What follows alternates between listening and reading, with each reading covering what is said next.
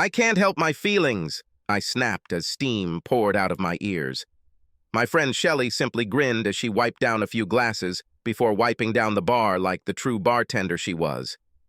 We were at Shelley's bar, the gym named after her late husband.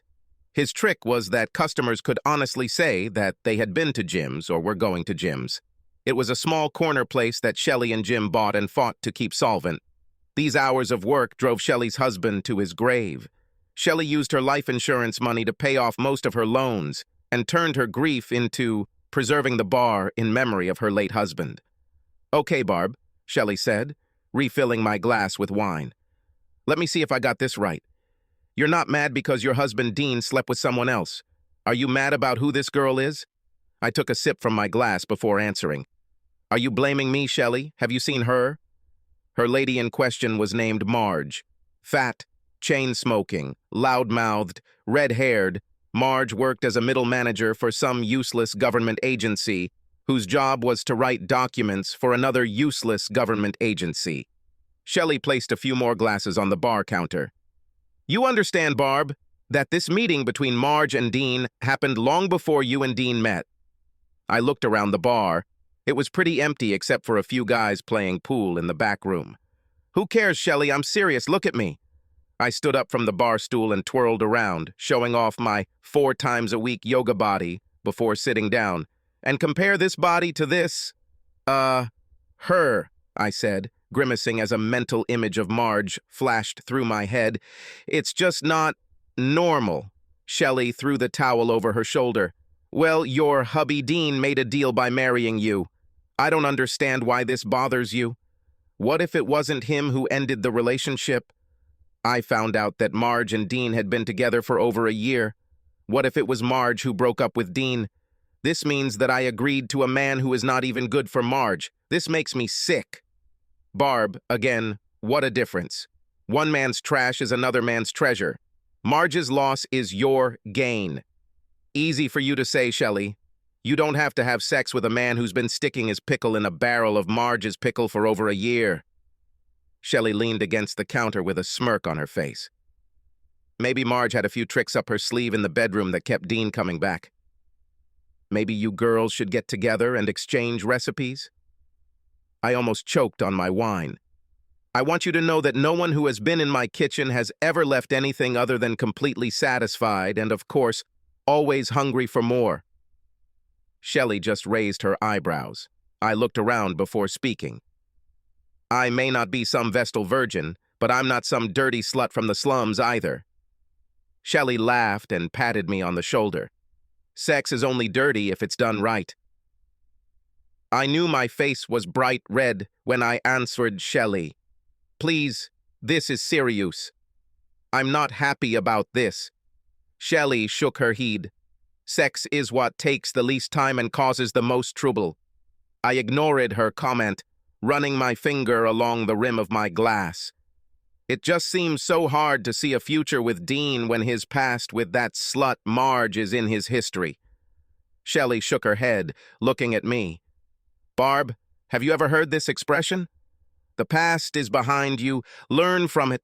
The future is ahead, prepare for it. The present is here, live it." Then a dark expression appeared on her face. "Don't you like Tom the cat? I love this big black cat. He's the biggest damn cat I've ever seen, like a mini panther, and yet this crazy cat Tom has the character of a dog." "Wonderful," I spat. "Dean and Tom have always been together. Maybe Tom the cat can teach Dean how to get a real job. In the 5 years we've been married, Dean hasn't had a steady job. He never put his business education into practice." Shelley looked at me strangely. "You're kidding, right? People from other countries send their wooden antiques to Ding for restoration." "Ah, sure. But it's awkward at our office parties when Dean says he's whittling wood. I hate the impression that he looks like some country lumberjack. He could be halfway to senior management by now if he wanted to. But no, Dean wants to stay home and play with instruments in the garage." "Barb, I saw Dean's garage. This is a workshop better equipped than most woodworking shops." "This is my garage," I snapped. "Part of my grandfather's house, which he left me when my parents died." Didn't Dean completely redo all the wood floors in the house? Yes, but... Plus all the moldings and entrances. Yes, but... What about the front porch, steps, and trim? Of course, but... Not to mention the fireplace, Shelley said, reaching under the counter and pulling out a magazine, plopping a glossy 2-page spread in front of me. Barb, isn't that you on the curved staircase Dean built from scratch in National Home magazine? Okay, Shelley, but I was the one who had to put up with all that dust. Oh, and now your house is listed on the county historic register. If Dean had accepted any of the offers he had outside of school, we could have made a lot of money and paid someone to do that kind of work. You don't know what it's like to have only one regular income. Mine. This is not a situation that makes me too happy. Shelley rolled her eyes. I think Groucho Marx once said, "What good is happiness? It cannot be bought with money." I took another sip of my wine. Seriously, Shelley, Dean being rejected by Marge along with his limited income is not exactly the key to my happiness. What key? Do you think if you made enough money you could have the key to happiness? Shelley shook her head. Seriously, Barb? My God, did your mother have smart children? Do you know how antique restoration works for cash? Do you have any payments on that new Lexus you bought last year? Well, no, I stammered. Dean paid in full for the car immediately after I chose it. Shelley put the magazine down. Having a lot of money doesn't mean you're special. In most cases, this means you're lucky. As I swirled the wine in my glass, I couldn't help but say, "It's easy for you to say. The last time I saw Dean in a suit was at my mom's funeral. Damn guy lives in faded jeans." Shelley stretched, placing the glasses on the top shelf. People in jeans built this country. It's the idiots in suits who are ruining it. Just then, Dean sat down next to me. So what are my two stunning girls talking about? Shelley turned to Dean. Tell me, boy, how much money did your little lumber store make last year? A look of surprise flashed across Dean's face. You mean the income statement? He laughed. A gentleman never talks about money or his ladies. Shelley turned to me, but turned to Dean. We were just talking about your wife's new Lexus. How about you? Have you already replaced that old pickup truck of yours? Dean looked at Shelley in surprise. For what? He may be 15 years old, but other than a little rust, he runs great. I tried to change the subject. Speaking of the ladies you were with, Marge now heads the homeowners association next door. That's nice, Dean said absently, picking up the menu. Shelley, is my order ready? Just at that moment, one of the guys playing pool showed an empty beer bottle and raised 5 fingers. Shelley walked away to fill the order, leaving Dean and I alone. Dean, did you hear what I said? Dean turned the menu page. Of course, Barb. You said that Marge now heads the homeowners association. This shouldn't bother us. The house is in excellent condition. You do not care? Dean put the menu down and looked at me questioningly. What? I don't care if the house is in excellent condition. No, fool! I slapped him down the menu. I'm talking about Marge! Dean looked truly embarrassed now. What about Marge? God, you men are so stupid. I sighed. You and her? Me and her. What? Dean asked. You've met before.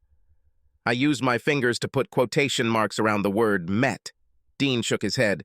Yeah, Marge and I were dating before I met you. So what? Before me, you dated the quarterback, Mr. All-American High School. That reminds me, you call him tomorrow and check on our car insurance. I want to increase the reach of your Lexus. There's a difference, Dean. Mr. All-American High School, as you called him, now sells us insurance, is married, has 2 children and a picket fence that you helped him put up, I said. A smile appeared on Dean's face. Oh, I see you want 2 children. This is wonderful, Barb. You know, I pestered you to start having children. Don't worry about your work. I have orders for 2 years in advance. You can always go back to work after... Barb?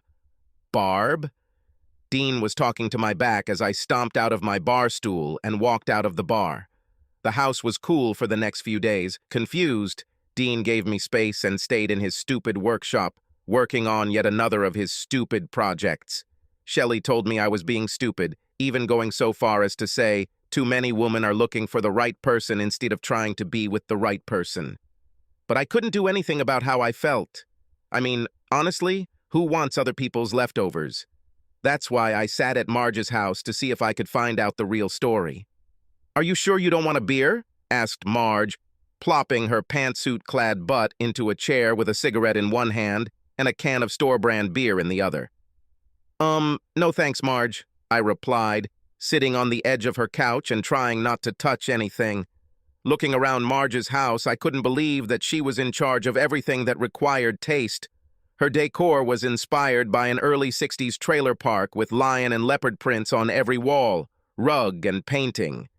"Do as you please," Marge shrugged, opening the beer she was holding in her hand. The little dog jumped into her lap. She petted the animal, making kissing sounds. "I'm telling you, Barb, if there aren't any dogs in heaven, then when I die, I want to go where there are some." Marge continued talking to the dog before turning to me. "Some people talk to animals, but few people listen to them. That's the problem." I tried not to vomit, and the smoke made my eyes water. "Marge, I'm surprised you're still smoking. You know you work for the government with all its anti-tobacco regulations." Marge blew a stream of smoke into the air. "It has been proven beyond a shadow of a doubt that smoking is the leading cause of the statistics." I tried to join her in a light laugh before moving on to general homeowner questions, deciding to get to the bottom of the real reason for my visit later in the conversation. However, Marge beat me to it. "Does Dean still have that big old black-assed cat, Tom?" I winced before answering. "Yes, Marge, Tom the cat still belongs to Dean." Marge took a sip of her beer. "Damn it, this damn cat never belonged to anyone." Tom came and went as he pleased. She took another sip from the can. "Dean told you we used to run into each other when that other guy was president. I don't think you were around then." "Yeah, Dean mentioned that you two used to date." Marge slapped her thigh. "Have you met?" "Damn, we had sex like rabbits for over a year. Somehow I didn't even want to leave him. I tried not to show my surprise." "Have you broken up with Dean?" "Why?" Marge shrugged before taking another sip. "He wasn't my type. Sure, he was a really nice guy, quite handsome, a little skinny for my tastes, but funny, great in bed and all that. Dean is just not something I would agree to." I tried to remain calm, but inside I was boiling as I thought, "Aha, not your type." I pulled myself together before asking in a non-confrontational tone, "Is it true? Did Dean do something to make you break up with him?" Marge shrugged again before answering. "No, nothing like that. I'm sure he's good for someone like you, but Dean just wasn't the type of man I was looking for." I laughed nervously because inside I wanted to explode. "Wow, Marge, you must be looking for Superman." Grinning over her beer, Marge chuckled. "Well, it's good to have a man of steel around, if you know what I mean." She crushed the beer can before placing it in the trash can next to her chair. "And as much as I'd like for us two chickens to continue to reminisce about the old guys we kicked to the curb, I have to mind my own business. Now, Barb, do you have a few questions for me as a homeowner?" I swallowed bile and wondered if Marge could see the steam rising from my ears as I pulled the folder out of my purse. Meeting Marge actually made my bad mood worse. Dean racked his brain. Finally realizing that I didn't want to talk, he gave me space, immersing myself in his workshop and his volunteer work as a youth soccer league coach. Dean was on a 2-day trip tonight, so I was at Jim's, sitting at the bar with Shelley while she polished glasses. There were a few people in the bar, which was normal for a weeknight, although the table filled with suits made a lot of noise. "Where is your acrobat?" Shelley asked, pouring me a glass of white wine. I took a sip before answering. Dean took his stupid truck to pick up some stupid wooden piece of crap that some stupid guy with more money than brains wants to restore to its original condition. If these people have so much money, why not buy new things? What's the fun in paying 10 times more and having some old piece of crap when you can have good new things? Shelley shook her head. "Are you talking about Dean a la Marge? Or Dean's latest mission?" Both. Neither. I don't know. This is all so depressing. Shelley threw the towel over her shoulder. Would you like some cheese to go with this whining? She rolled her eyes. Life isn't about where you think you're going. It's about the experiences you have along the way. Dean is an amazingly nice guy, so stop whining. I looked at my glass. Shelley, I have problems. Shelley reached across the counter and gave me a fake peck on the cheek. Stop whining. You know, the problems of the new world. For example, you can't find your TV remote control, your Starbucks coffee is too cold, or an email attachment takes too long to load. The kind of shitty problems that poor people around the world would love to have, as opposed to, say, finding clean water or medicine for their sick child in a hospital 200 miles away that they can't pay for anyway. I pulled back. Just because my problems aren't as serious as others, it doesn't mean I don't have any problems. Yes, that's true, Shelley replied with a hint of anger in her voice. You are a member of the Happy Sperm Club to be where you are. Good job, great health, loving husband. Do I need to continue? I would set everything I own on fire in a heartbeat to spend 20 minutes with my late husband. You were born on third base. Stop thinking you're unhappy. I was stunned by Shelley's tirade, but she was on a roll. Look, Barb, you can't be the bride at every wedding, the corpse at every funeral, and the baby at every baptism. Now I felt insulted and was about to protest when the front doors of the bar opened and a stream of sweaty guys in baseball uniforms poured into the bar. Shelley's mood immediately lifted. It's going to be a good night. It's a gay men's softball league. I made a face. You let guys like that come in here? She looked at me seriously. Barb, if by these nice guys you mean men with disposable income who buy a lot of booze and spend a lot of money but never cause any problems, then yes, I not only allow these tough guys, I seek out and encourage these tough guys. This is a bar, as you understand. I was about to answer when a huge black man approached the counter. This guy was the biggest person I've ever seen. He must have been taller than 6 feet 10 inches and weighed about 250 pounds. The buttons on his barrel chest strained against his uniform, which bore the name of his team, Master Batters.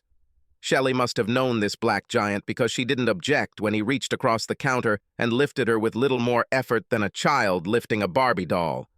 "Put me down, Leroy!" Shelley squealed as the Colossus gently lowered her to the ground. "No problem, Shelley," Leroy replied in a deep baritone. "Just thought you might want to meet the MVP of the Northeast League Southern Division, Western Champions." Shelley batted her eyelashes shyly. "Does your husband know that you're flirting with the other team?" Leroy laughed out loud. "I wasn't always gay. I just got sucked into it." It must have been an old joke because Shelley just rolled her eyes. "Sorry, Leroy, you know I don't sleep with any man who's less than 9 inches tall." Leroy seemed to think about it for a moment. "Damn it, Shelley, I won't cut off 3 inches." I was shocked by this exchange, but Shelley seemed unfazed, even when Leroy said, "That's enough, baby. Give me 6 jugs of your best draft ale and keep bringing them to my fellow Batman warriors." He made a pause. "And also Pepsi." Shelley began arranging the jugs on the counter. "Who is a teetotaler and why is he in my bar?" Leroy looked at her confused. "I am. I have to start a 3-day shift at the fire station tonight." Shelley turned to me and began filling jugs with beer. "Barb, my only girlfriend is sick and I'm missing a waitress tonight." She pointed to a group of guys in suits at a corner table. "Can you take care of them?" In the past, I have helped her when needed. Shelley and I used to be waitresses, which helped us get some cash while we were in school, so it was no big deal. "Of course," I said. A noisy company gathered at the table with costumes. All the guys had their ties loosened, and some of their jackets were draped over the backs of their chairs. A large man, with the appearance of a former athlete, seemed to be leading the party. "Hi, guys," I said, putting a smile on my face. "What can I offer you?" I endured the typical, "your phone number," "your breasts," comments that every waitress dealing with drunken men has had to endure since taverns began serving booze. For a long time now, as a waitress, I had been immune to such remarks from frat boys and had mentally filtered them out to the point where I didn't even hear the rude comments. One suit stood up. It must have been my big man day because this guy was well over 6 feet. He pointed to the table. "Sorry, my friends, we're celebrating my big promotion." He handed me a business card, so new it shone. Beneath the name, in gold font, was a bold headline: Senior Vice President, Interdepartmental Technology, Southern Hemisphere. "Wow," I said, trying to return the card to him. "This is impressive." He waved the card away. "Keep it for yourself. I'm a treat, so let's have one more drink. But only if you also have a drink with us." I tried to refuse, but the group at the table started chanting, "Drink, have a drink," which escalated to the point where I agreed to have a drink with them just to shut them up. Shelley was busy filling jugs with beer while I prepared the drinks ordered at my table. She noticed the business card I placed on the bar. "Whose is this?" Shelley asked, pointing with her chin at the shiny new business card. I pointed to the corner table. "The nice big guy at that table. I think he's the new leader. It looks like he also has money." Shelley wiped the foam from the edge of the card. "Barb, you know what Grandma said about how money can't buy happiness?" I rolled my eyes. "They say money can't buy happiness, but I would love to cry in my new Ferrari." Shelley took the business card and started laughing as she read it. "What's so funny?" I asked. Shelley shook her head as she read the card out loud. "Vice President of Interdepartmental Technology for the Southern Hemisphere. Don't you understand? Look at the first letters, SHIT head. Your CEO is an asshole." I snatched the card from her and looked at it again. After a moment, I said, "So what if it's not the most elegant name? He still looks like a leader and a big shot." Shelley was not impressed. "Big shots are just little shots to other big shots. Mind your manners." I laughed it off, but Shelley put her hand on my shoulder. "Don't act like a nosy fool and don't do something stupid to an asshole." Shaking off Shelley's grip, I replied, "I won't. It's just a little payback to Dean for Marge. I'm just going to have a couple drinks with them to keep them under control. Free booze is free booze. You know that all the best things in life are free." Shelley didn't want to give up. "Barb, the best things in life are free, but they are very, very expensive." In my defense, I was so drunk that I can't remember much of what happened next. I don't remember how I left the bar, how I got to my house and walked up the stairs to my bedroom. There are a few vague memories of me pleasuring the asshole in my bed along with a weak climax. I think I finally sobered up for a while during the second or third round, when he stuck his rather large tool in the wrong hole. The pain from this killed all the high I still had from drinking last night. "No!" I screamed, dodging the asshole and almost falling off the bed. Barely visible in the darkness, he poked me with his paw. "You're not going to leave me with the blue balls, are you?" I still have one round ready to fire. My head was now starting to pound as the inevitable hangover set in, and I began to feel guilty about my actions. I put my hand on his chest. "Look, I think you should leave. I can't let you stay the night. Would you like to make me breakfast?" I really didn't need it now as my headache was getting worse. "Very funny, but seriously, I need you to get away." I pointed to the bathroom door. As shit got out of bed, heading towards the bathroom door, I glanced at the clock on the dresser, the red LEDs of which showed 3:18 a.m. The water in the bathroom turned off, then the strip of light under the door disappeared. Meanwhile, a creeping hangover competed with guilt as reality began to set in. Just as the bathroom door swung open and I could see the naked silhouette of asshole, the bedroom door opened at the same time, and I saw the outline of a figure holding something in his hands, sneaking past the threshold. I screamed, and the intruder froze. Asshole jumped out of the bathroom doorway, grabbed a table lamp from the dresser, and hit the back of the intruder's head with the lamp. The uninvited guest collapsed on the floor. I stopped screaming and turned on the bedside lamp. After fiddling with my desk phone, I dialed 911. "Send the police! There's a burglar in my house!" I screamed desperately as the 911 operator began her chatter. I looked at Asshole, who was tying the hands of the intruder behind his back with a lamp cord, and suddenly my blood ran cold. Roses that had fallen from the hands of the uninvited guest were scattered on the floor. Next to his hands lay a pair of work boots that the guy must have been carrying when he was hit. The boots were Dean's well-worn work boots. The asshole was finishing tying a knot on his bound hands, muttering, "You fucking asshole burglar, you think you can sneak up on me?" I dropped the phone when shit grabbed the intruder by the hair and tore his head off the floor. Now my blood froze as Dean's bloody face stared back at me. A quiet groan escaped his lips. I jumped off the bed and walked up to my prone husband. "Get away from him! It is my husband!"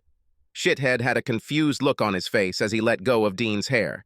Dean's face hit the floor with a thud. "Your husband? What the fuck?" He never finished his sentence because a low growl came from the darkness outside the bedroom door. Two yellow eyes glared at us for a second before a black blur flew out of the darkness and attached itself to Asshole's face. Shithead screams mixed with a loud growl as Tom the cat sank his claws and teeth into his head. The two turned around as Shithead jumped to his feet, trying to pull Tom the cat away. Crashing into the window, Shithead finally tore the big black cat away from his scratched, bleeding face.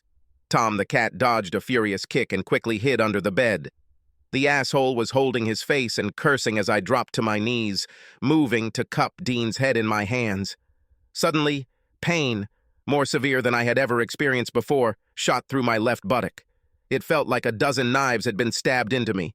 Letting out a scream, I jumped up and tried to brush away the source of my pain. Tom the cat grabbed onto my buttocks and wouldn't let go as I spun around like some kind of whirling dervish, screaming in pain the entire time. After what seemed like an eternity, I came across Shithead, who was still holding his bleeding face and cursing the cat. Tom the cat finally separated from me, retreating back under the bed again. Trying to ignore the blood running down my leg, I jumped around, trying to get back to Dean, but somehow I stepped on Asshole's foot. "You stupid bitch!" Shit roared, removing his hand from his face to deliver a strong left blow to my head. The force of his blow threw me onto the bed. "I'm going to kick your ass!" he thundered. My ears were still ringing when Asshole, his hand raised, took a step from the window towards me as I lay dazed on the bed. But before he could take another step, I saw Dean jump to his feet, his hand still tied behind his back. Dean jumped forward, then threw himself into some kind of hard, gravity-defying, armless somersault. At the peak of his mid-air turn, Dean seemed to spin around. Both of his legs struck Asshole in the chest and slammed Asshole hard back into the wall, where he became entangled in the window curtains. As soon as Dean hit the floor, he jumped up and ran towards Asshole, who was still tangled in the curtains. As Dean slammed his shoulder into Asshole's stomach, sending him back into the wall, Dean turned his head to yell at me. "Run, Barb! Run! Get out of here! Call for help! I will detail this rapist!" I froze in place, staring at Dean's bloody face, his hair matted with blood, trying to hold the asshole in place with his much smaller body. The curtains were ripped off the wall as Asshole raised his massive forearm and slammed it into Dean's face. There was a sickening crack as Dean fell to the ground. The asshole kicked Dean, who groaned as he rolled away from the blow. The asshole took a step forward and raised his foot high to step on Dean, who lay motionless on the floor. As soon as Shit's leg began its downward journey, a black spot burst out from under the bed, and the cat, Tom, with a piercing growl, grabbed the asshole's reproductive organs. Shithead's scream was so high-pitched that it sounded like a woman's. The screaming continued as Shithead leaned over and pounded Tom the cat, trying to drive the angry cat away from his nether regions.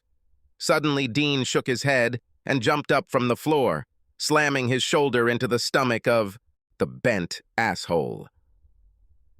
Dean let out a roar as Asshole was lifted from the floor onto Dean's back in a fireman's carrier. Legs swinging, Dean pulled the three of them into the large picture window of the bedroom at full speed. Dean's roar, Shit's screams, and Tom's cat hissing were drowned out by the noise of breaking glass.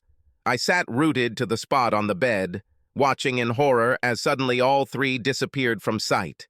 They simply disappeared outside the window into the inky, dark night. Suddenly, all their sounds become muffled, and then nothing. There was silence for a moment, broken by the single sound of a curtain flapping in the wind from the broken window, then several sounds as small pieces of broken glass fell from the window pane. Suddenly there was a terrible, ear-splitting, heartbreaking scream that filled the room. It took my brain a few minutes to realize that I was screaming at the top of my lungs. Everything in my mind was like a fog, but gradually the fog dissipated, as if I was emerging to the surface of the lake after being underwater. Opening my eyes, I saw an Asian woman in a blue hospital gown, wiping my face with a cool towel. Staring back, the Asian woman put down the towel and hurried away, muttering, "I'm going to see the doctor." Turning my head, I saw Shelley sitting on a chair next to my bed. However, when I tried to sit up, I found that my wrists and legs were strapped to the bed. "Damn it!" I shouted to Shelley. "Take that Chinese nurse back and untie me." Shelley came up to me. "Calm down, Barb. You were out all day. They had to restrain you because you were belligerent. This nurse, who I think is Vietnamese, went to get the doctor. I was still struggling. Chinese, Vietnamese, who cares? Free me now. I need to see Dean." "Calm down, Barb. You're lucky I'm even here." Leroy, a black guy from a gay softball league, was one of the first to arrive on the scene the night of your event. Leroy remembered that you were my friend. He let me know that you were here and what happened. Shelley said the last part with misty eyes. My body deflated like a balloon in the memory of that night. Shame washed over me because Shelley knew what had happened. She continued, "They had to give you a sedative. The whole scene wasn't pleasant." "Don't worry. Leroy got some of his firefighter buddies to use ladders to fix the broken window on the top floor of your house. Well, even though I was released, I had to sign a bunch of papers saying that I went against the doctor's recommendations. I will make an appointment in the future, forms to release the hospital, blah, blah, blah. I would have signed a confession to the Kennedy shooting if it would have allowed me to see Dean. However, when I saw Dean through the NICU window, it was terrifying. He was wrapped in bandages with tubes, bags, and machines around or in him. I was speechless as I tried to understand the list of anatomical terms the doctor used to describe Dean's condition. I interrupted the doctor's medical monologue. "Will Dean be okay?" The doctor hesitated, and I tightly squeezed Shelley's hand, who was next to me. Finally, he spoke. "I'm sure he'll survive, but I'm afraid it will be a long and difficult road. Several rounds of reconstructive surgery and quite a long recovery period will be required. Unfortunately, some of the best treatments are not covered by insurance. The processes required to give this patient the best chance of a full recovery will be very, very expensive." I realized that I had always been madly in love with Dean. It just took a tragic event for that love to surface. I was determined to show him that love now. I emptied my retirement account to fund a rebuild. Early withdrawal fees and tax penalties didn't bother me. When big names were needed, I took out a huge loan on my house, increased my credit card limits, even traded in my Lexus for cash and a beat-up used van. I thought a van would make it easier to transport Dean when he finished his treatment. I can't believe how much I missed Dean. I think it's true that you only miss the sun when it starts to snow and the light when the candle burns out. As the weeks wore on, I just wanted to die because I was already living in hell. Dean's mental recovery was slower than his physical recovery. The neurosurgeon told me his memory would return in parts, but they couldn't predict when or how much. I was afraid of the thought that he would remember their night. I spent hours with him, looking through old photos of us, telling him stories, and spending countless hours searching for Tom the cat, who disappeared that night. Flyers, advertisements, even visits to animal shelters failed to locate this black bastard. Several months passed, but the day I saw two men with law enforcement signs leaving the rehab center, my blood froze. Up to this point, I had managed to keep persistent detectives away from Dean with a phalanx of doctor's orders and legal papers. Things went to shit when I was stopped at the front desk of Dean's rehab center. The two burly guards who had always been kind to me now had a different look as they blocked my path to Dean's room. "Ma'am, we will have to ask you to leave the area immediately," one of the guards told me in a serious tone. "We're also going to request that you not return until further notice," another added. "Your presence is upsetting one of our patients." I opened my mouth to speak, but each of them began to push me out of the building, into the parking lot, and towards my car. The next day, a police car delivered a restraining order that forbade me from having any contact with Dean in any way and required me to stay more than 100 yards away from him. At first glance, I didn't recognize Dean. I thought I was in the wrong place or came on the wrong day. My heart skipped a beat when I looked at the clock. Perhaps I had arrived at the wrong time and was late. It had been over a year since I had seen Dean, and my life was steadily going downhill in every aspect, financially, professionally, socially, emotionally, and physically. Until now, he had rejected all my attempts at any kind of communication, so I was determined to make this meeting inevitable. I was led through the unfamiliar stately estate to the back. I walked past some furniture that I determined Dean had restored. But when I walked onto the porch, the man sitting in front of me looked like a stranger. Dean was completely bald, with a nasty scar around a quarter of the top of his head. His once sparkling blue eyes, which lit up whenever he saw me, were now hard stones that barely glimmered with recognition. The combination of a dark mustache and goatee made Dean look more like Walter White from Breaking Bad than my husband. The only way I knew it was Dean was because of the big black cat sitting on his lap that Dean was petting. For a moment, the image of this bald man petting a cat looked like something out of a bad sci-fi movie with an evil villain about to blow up the world. I took a shallow breath before taking a large step towards the two of them, arms spread wide. I hoped the hug would start our new beginning on a good note. Tom the cat jumped up in Dean's lap, his feline back arched high, his fur standing on end, his tail raised, with a hissing growl that spit through his bared fangs. Dean extended his hand, palm facing me. "Stop it, Barb. There's only one pussy here that I'm interested in touching, and it's not you." I froze. The words coming from the man in Dean's body did not have that silky, smooth tone that every karaoke patron envied. The voice was a hoarse, guttural sound, more suited to Marlon Brando in his role in The Godfather. Having come to my senses, I sat down on the chair opposite Dean. Between us, there was a small, low table on which lay several scattered folders. Pointing to Tom the cat, who was still growling quietly, not taking his eyes off me, I said, "Wow, Dean, where did you find Tom?" I looked for him everywhere. I haven't seen Tom since, well... Dean kept his stern gaze on me and sat silently in a pause that was more than uncomfortable for me. Finally, he spoke. "Well, Barb, Margie brought Tom to me. She discovered that he was injured and rushed Tom to the veterinary clinic. Looks like Tom spent some expensive time in the hospital, too." "That bitch," I muttered under my breath. Then, putting a smile on my face, I said louder, "I mean, that was wonderful of Marge. We'll have to find some way to pay her back." Dean petted Tom some more. "Yes, Barb, you want to talk, don't you?"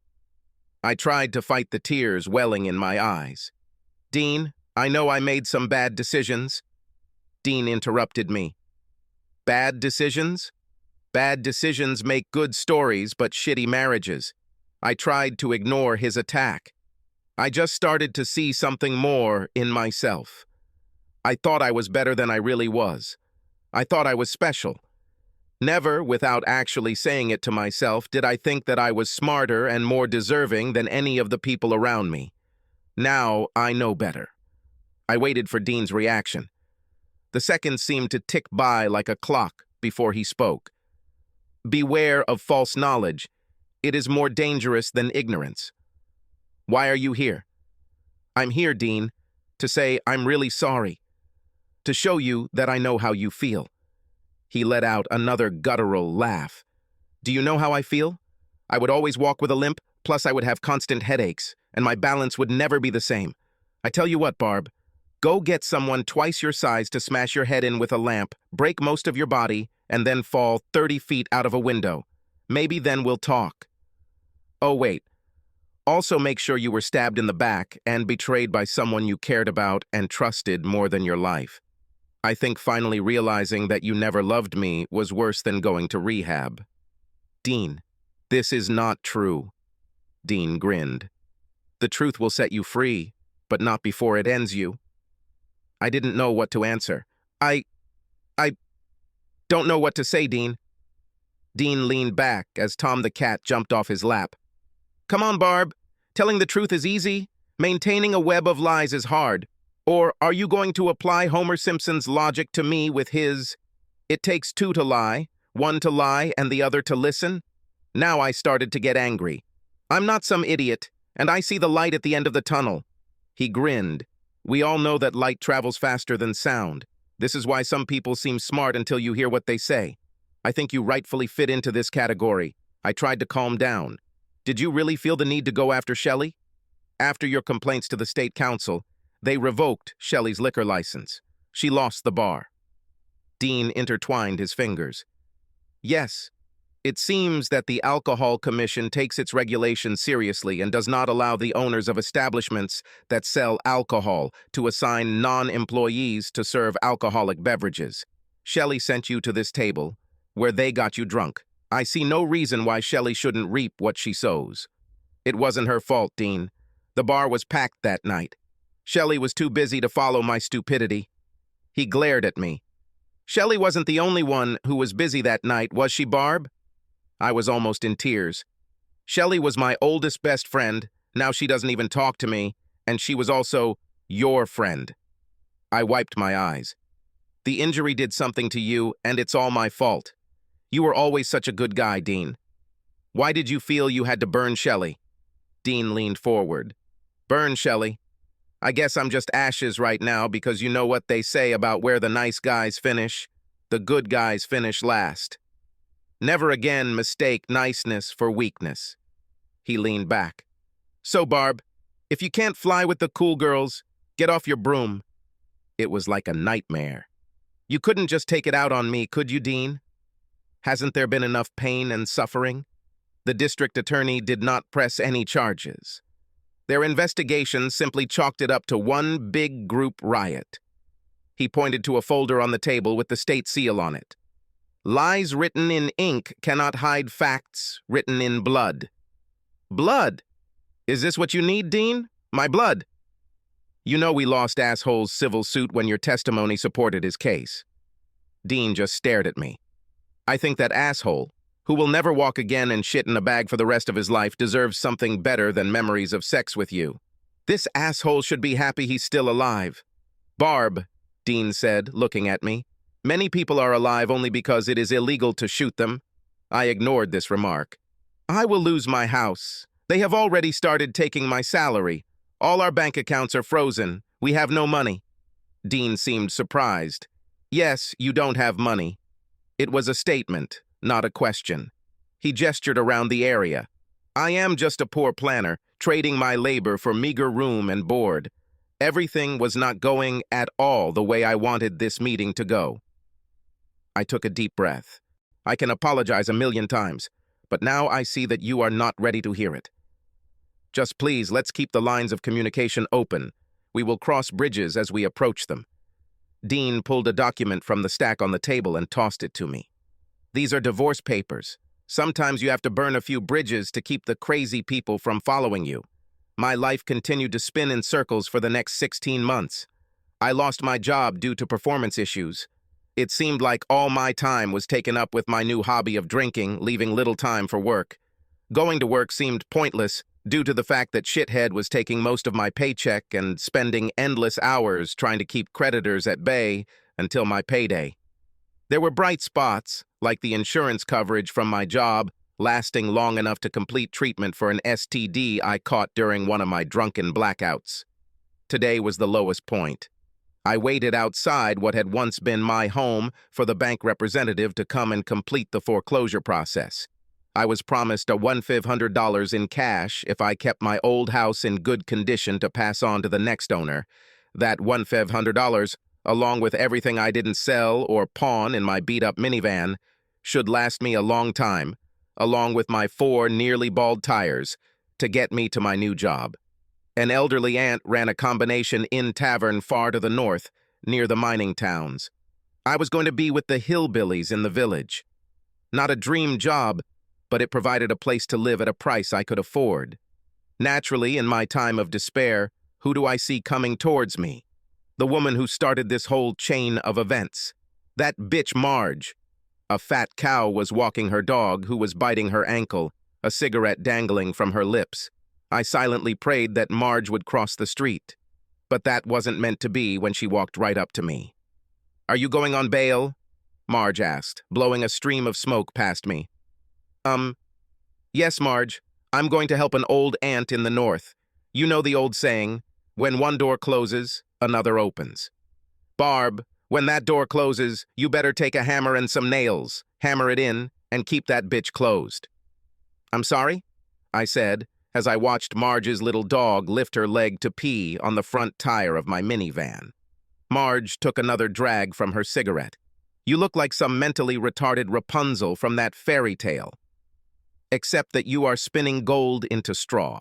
You're the only person who managed to turn Dean, one of the sweetest men to ever shit between his legs, into a complete asshole." "Maybe he's just a jerk to you, Marge." I objected. "What do you care about? You threw it away. What does this have to do with you?" Marge lit another cigarette from the one she was smoking. "You must be the dumbest bitch on this earth. I let Dean go because he was too good a guy to leave me himself. I knew he deserved better than me. We only met after drunken sex. I'm not as stupid as you. I knew Dean was just staying with me so I wouldn't look like some complete slut. I was in no mood to argue with Marge. Look, if I could go back in time and change everything, I would—" Marge leaned over to pet her dog. "No, you would get injured from time travel, for example, from stupidity." I pointed to the screaming cross hanging around Marge's neck. "I thought you were a Christian. What happened to love for one's neighbor?" "Jesus may love you, but you're still a slut," she snapped back. I waved to Marge as she and the dog turned to leave. "Well, thank God. This is the last time I see you." Marge never looked back, but I heard her comment. "Never think that you have seen the last of something or someone." I had a headache and was dying for a drink when a BMW finally pulled up and a well-dressed lady in her 30s jumped out. On her forehead was written, "I am in real estate because my husband makes a lot of money and I am bored while the nanny takes care of the children. Look at me. You must be Barb. Sorry I'm late." Everything was just crazy. This is my third citation today, and I have 2 more to go through. Her cheerful tone just got on my nerves. "Oh, God, how hard it is for you. I bet you miss the days when robbing a bank meant people robbed banks instead of banks stealing people's houses." The bank representative looked confused as she pulled out a piece of paper and an envelope from her designer bag. "I have your money right here, just like we agreed." This should bring a smile to your face. Oh, yes, trading my great-grandparents' home, which has been in my family for generations, in exchange for less than a month's salary, makes me want to dance a jig and burst into song. She tried to calm me down. "Don't worry, the house will be in good hands. A bunch of rich old men set up a trust and bought it. They agreed to keep it in its original condition. Once their caretaker arrives here, we can give you a tour to confirm everything, and then you'll be checked out and on your way." Just then, a loud crash announced the arrival of a large motorcycle, which stopped behind the BMW. The rider was your stereotypical biker, covered in tattoos, wearing a leather vest, gloves, and sunglasses. Instead of a helmet, he wore a Harley-Davidson scarf on his head. When he dismounted, it was clear that the guy was short but extremely muscular, built like a strong fire hydrant. My heart sank as the biker turned to the box on the back of the bike. The big black cat climbed out of the box, jumped out, and stretched out on the sidewalk. The presence of Tom the cat confirmed that the biker was Dean. He walked towards us with a noticeable limp, stopped and lifted his sunglasses, a cigar clutched between his lips. Dean walked up to the girl, completely ignoring me. "Let's finish this bitch." She waved her hand in an exaggerated gesture, clearing away Dean's cigar smoke. I would appreciate it if you didn't smoke in my presence." Dean paused to remove the cigar from his mouth, but made no move to extinguish the ember as he addressed her. "Listen carefully, you cow. I'm not here for your fucking gratitude." She looked puzzled. I don't think she was used to being talked to like that at her country club. She tried to change tactics, pointing at Dean's cigar. "Do you know how harmful this is to health?" Dean looked at his cigar. My grandfather lived to be 95 years old." "Smoking cigars?" she asked with a mocking expression on her face. "No," Dean replied, putting the cigar back in his mouth. "He lived to be 95, minding his own damn business." The girl clutched her designer handbag tightly to her chest as Dean took a step closer to her before speaking. He pointed to the house. "You're here to get your commission." Dean pointed at me.